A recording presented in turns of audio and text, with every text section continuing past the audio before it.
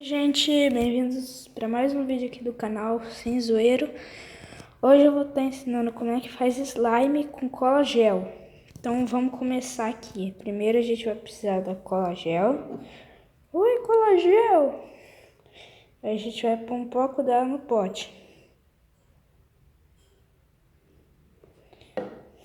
Ó, o que eu vou fazer agora é opcional, tá? Eu vou pegar a colher aqui. Um pouco de tinta.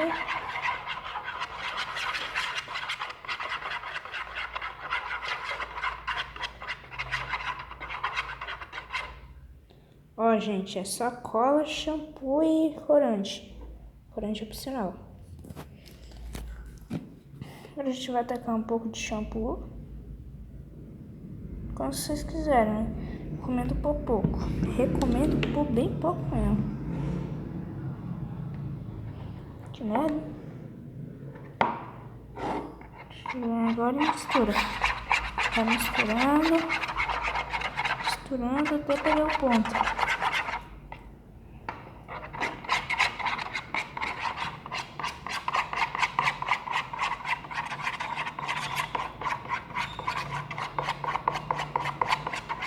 Ah, gente, já tá pegando ponto.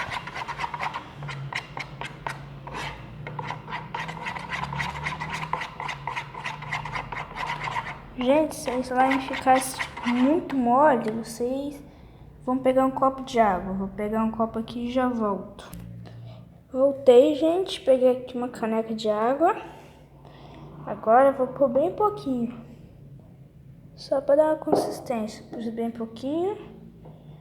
Agora eu pego aqui. Vou misturar mais. Ó, daqui ó, já tá ganhando consistência.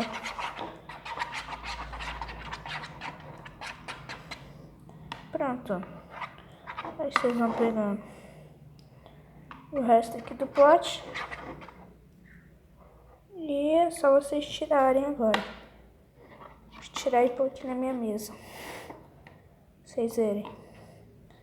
Gente, como eu tô filmando só com uma mão, não vou poder mexer muito nela, mas olha só que top. Se vocês quiserem, pode colorir de outra cor. Eu prefiro preto, porque, tipo, muito bom. Preto, né? Muito bonita a cor, né? Se vocês quiserem fazer maior, também é só pôr mais. Cola e...